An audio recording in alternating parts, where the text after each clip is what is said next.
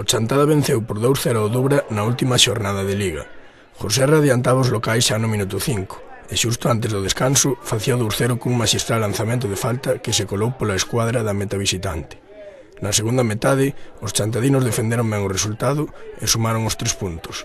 Óscar destacou o bo partido do seu equipo. Nos esperábamos un Dubra que ia sair moi enchufado ao partido, porque así había feito nos últimos encontros. Entón, nos sabendo isto e condicionados por esta circunstancia, tratamos de afrontar o partido da mellor maneira posible. Certo eles que saliron algo despistados e, como comentabas, nos primeiros 15 minutos xa fomos capaces de facer un gol, incluso dispoñemos de algunha outra ocasión bastante clara para haber seguido sumando goles.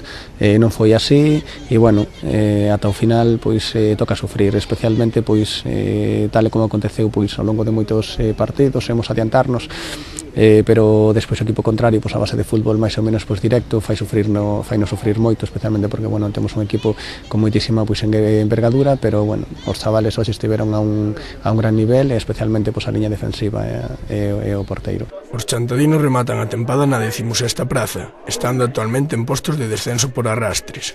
Deste xeito, para que o Chantada manteña a categoría, debe ocorrer o seguinte: ou que ascendan 2 equipos galegos de terceira división a segunda B, ou que o faga un e o Bertamiráns derrote na promoción de ascenso a terceira o Arousa.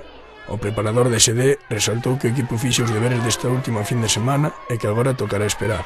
Sabíamos que teñamos que ganar, porque os resultados en preferente nas prediccións non nos enganamos.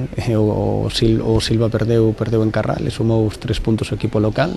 Lemos gañou en Monforte, e entón se houbéramos empatado ou perdido, houberámonos quedado nese terceiro posto pola cola que prácticamente nos houbese mandado a primeira regional.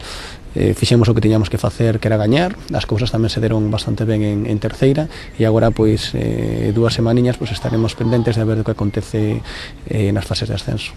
Desta maneira, os chantadinos depositan as súas esperanzas nos ascensos de terceira división en preferente.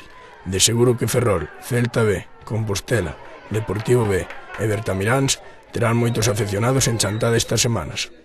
Moita sorte.